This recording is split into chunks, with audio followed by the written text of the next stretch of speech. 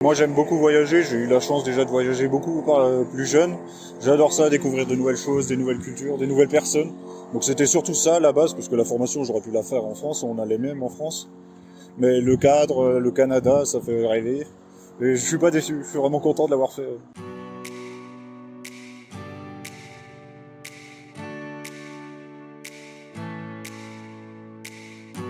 Je m'appelle Loïc Kuntz, j'ai 23 ans et je viens d'Alsace en France, du Haut-Rhin, donc plus au sud, à côté de la Suisse j'habite.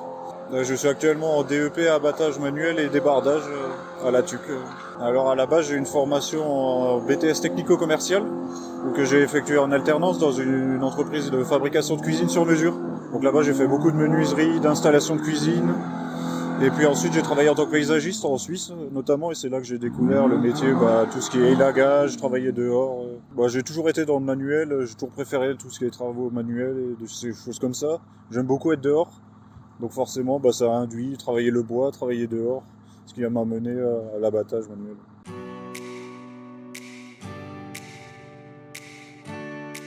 J'ai fait des recherches d'abord sur internet où je pouvais effectuer une formation de type abattage manuel, bûcheronnage, et c'est là que je suis tombé justement sur l'aide.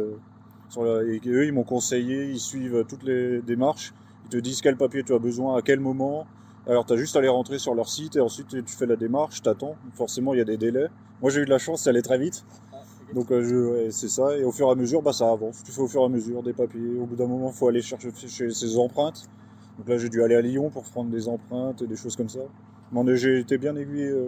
Pour le logement, c'était un peu plus compliqué à distance, forcément. On peut pas visiter, on peut pas trouver. Là, j'ai eu beaucoup de chance. J'ai eu un propriétaire qui avait un logement qui m'a contacté directement sur Facebook. J'ai posté une annonce pour chercher un logement. Et c'est lui qui m'a contacté. J'ai fait des visios avec lui. Il m'a fait visiter.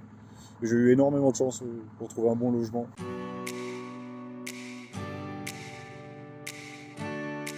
J'aime bien être à la campagne, je vis à la campagne en France également, donc si j'ai pas de grands magasins ou des choses comme ça me dérange pas trop. La Tuc c'est plus une ville avec des travaux forestiers, des choses comme ça. Mais non, pour moi ça a été plutôt simple, l'adaptation. J'ai l'habitude de vivre à la campagne, donc alors on a quand même beaucoup de magasins, on a tout ce qui est épicerie et tout, on a largement ce qu'il faut, vêtements également. Après c'est sûr, cinéma, des choses comme ça, il n'y a pas.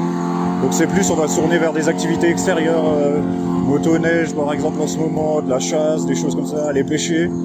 Forcément, faut aimer plus la nature si on veut venir ici. Il y aura moins d'activités à l'intérieur. On s'adapte en été, par exemple, on peut aller se baigner, des choses comme ça. On s'adapte en fonction de la saison.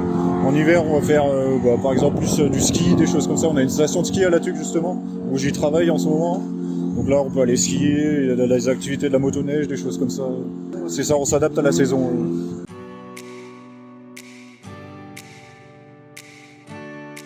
Là, ils cherchent énormément surtout. Ils ont beaucoup besoin d'employés, donc c'est pas difficile à trouver. Tu peux aller travailler dans des magasins, là, à la ville, ils recherchent du monde.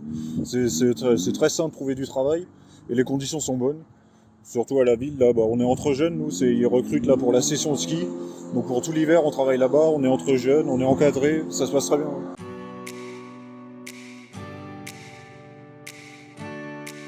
Déjà avec les professeurs très bien, parce que c'est des gens passionnés qui travaillent dans ce domaine-là depuis des années et des années. Notre professeur d'abattage qui est vraiment très très bon, très passionné dans son domaine, donc ils transmettent cette envie. Et après, pour tout ce qui est avec les autres élèves, c'était des super rencontres. On a un groupe d'abattage, là on s'entend tous super bien, on s'amuse bien, on prend du plaisir. C'était vraiment un plaisir.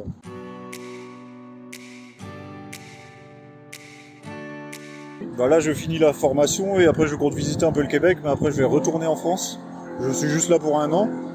Et après en France j'ai d'autres projets. Là j'aimerais bien construire ma vie, trouver une maison, trouver un emploi, puis par la suite monter mon entreprise justement dans le domaine de l'abattage et des choses comme ça.